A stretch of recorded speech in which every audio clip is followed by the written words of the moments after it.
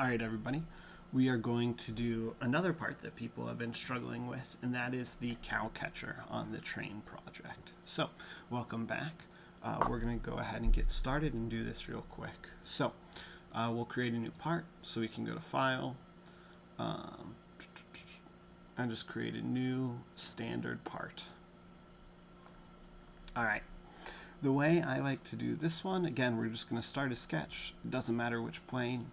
And I'm just going to make an outline of, I'm just going to draw out the general shape right now. Not worrying about dimensions. I'll put in dimensions later. And then there are some things that I know. Like I know I want these two sides to be equal. I want these two sides to be equal. And now I can start putting in dimensions. So I know I'm going to need to dimension this side. I'll need to dimension the back. And I will also need to dimension from this corner out to this point.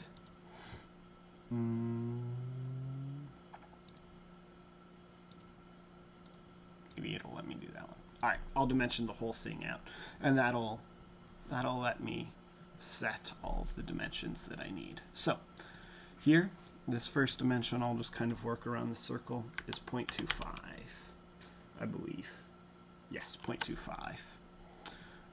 The whole thing sticks out 1 inch, so this is going to stick out 1 inch. And my whole thing is 1.8 inches long. So, there we go. We have my first shape, and I will finish that sketch. And then I'm going to use another sketch to eventually loft the two together. So I'll go back in the origin and select that same plane again, and I'll make it visible. You can either do this by right-clicking and checking the visibility, or you should be able to hit Alt-V. Then we'll create a plane, and we'll offset it from this one. And I'm going to offset it to the height of my object, which is 0.75. So I'll go up 0.75, and there we go. Now, I can go ahead and make this one invisible so I'm not worried about it, or it's not in the way. And now I'll start my second sketch. Again, same thing.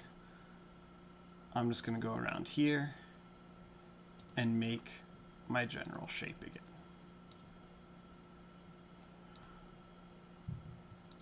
Not worried too much about what it looks like yet. Again, I'll set these two equal to each other. I'll set these two equal to each other. And then I have those same dimensions. The back, the side, from the front to the back. And I'm actually going to have one more. I'm going to have a little dimension that gives my offset. So, my whole back is 1.2. It was actually kind of close there. This side is still 0.25.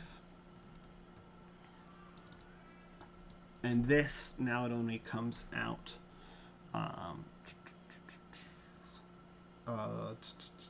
let me find it there. It only comes out 0.75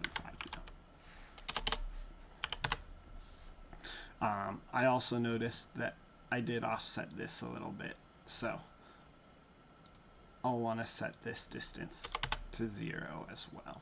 There are lots of ways to do that, but I just find that one the easiest. Then I'm going to have to do some math. I know my whole thing is 1.8 long. This is 1.2 long, so I get 0.6 remaining, so this needs to be 0.3, and that'll put it exactly in the center.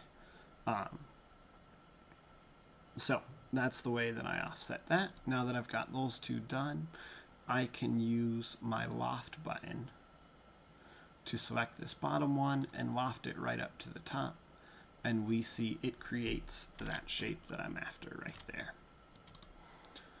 So I'll hide that top plane.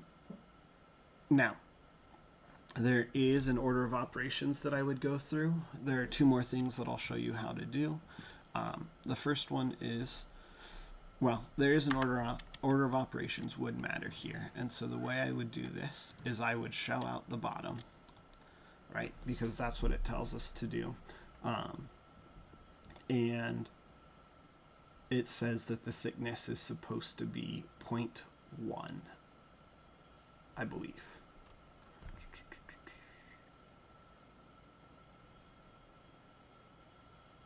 Yes, 0.1. So that's what you should do first, and I'll show you why in just a second. Because let's say we choose to do, you can make all your little 3 dots on the back. I won't go over how to do that in this video. But what I will go over is, if we did this right, we should be able to start a sketch right on this face here. And again, I'm not going to worry about dimensions now. I'm just going to create my shape. And then I know that this line needs to be parallel to here. This is parallel to there. Right? I'll go around and constrain all my lines. And then I can dimension them. And I know that this is 0.1 from every side that it's parallel to.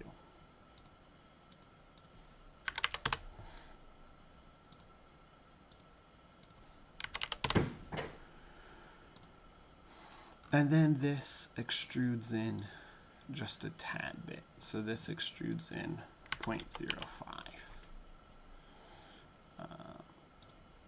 Nope.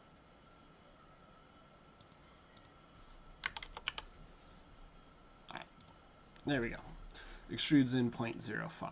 So now I'll show you why we do the shell the way that we do it. So remember, you should have done the shell before here, because if you don't, oh, interesting. Well, in the newer versions of it, oh no, we actually see it here. See how this is thicker right here, because it makes sure that it has 0.1 from this piece right here, as opposed to this one's thinner.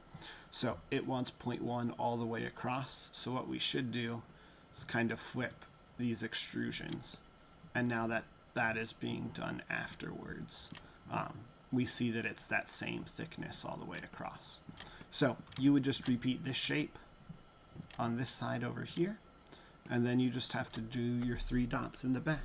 So hopefully these help you guys. Have a great day.